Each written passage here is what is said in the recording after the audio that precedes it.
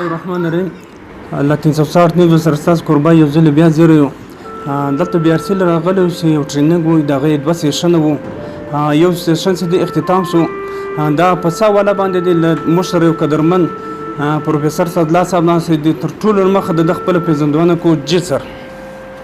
اول خو ستا کور ودانه وایم. زه پروفیسر سعدالله خان توخی ډایرکټر یم بیک ټ بلوچستان کالج فار ټیچر اکیډمي چې هغه موږ د دې کالج ټیچر د مختلفو ټریننګز په حواله سره دا کار کوو. دا اکیډمي دا ټریننګ اکیډمي ده.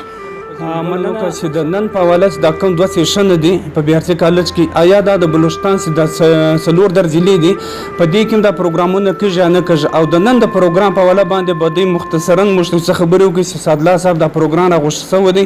آیا دا کوم خلکو ته پروګرام ورکړی دی د دې اغراض مقاصد څه دي؟ جی سر.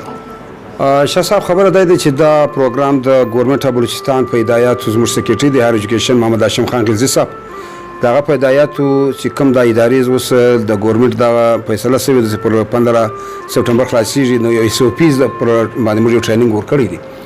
په اول مرحله کې موږ د کوټ سیټي او کوټ ډسټریکټ وي دغه ټیچران پرنسپلز او وایس پرنسپل د هر کالج بوایز دي که ګرلز دي که کیډټس دي که بي ار سیز دي. بیا په دا نورو سیمو کې چې دي بیا موږ په 15 ځای کې لکه اوس په لورلای کې دي د ژوب ډیویژن دغه دلته په بي ار سي لورلای کې دی، په خوزدار بي ار سي کې دی، د خوزدار د علاقې په مستونګ کې بیا د مستونګ د شاوخوا کالجانو دی، په تربت کې بیا د مکرام بیټغه دی او په سیوی کې بیا سیوی او د استاد جوهر د دغو نن پر 8 اگست باندې دا کوي.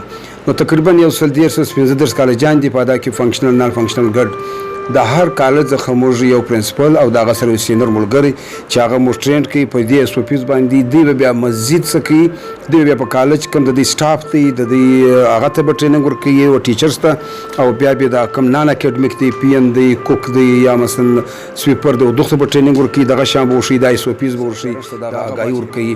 نو چونکې د دې بیماری تر اوسه پورې نه ویکسین شته نه علاج شته واید چې دی هغه دغه تدارک دی چې هغه موږ احتیاط وکړو دغه طبي تدابیر باندې زموږ یو ټریننګ ولري.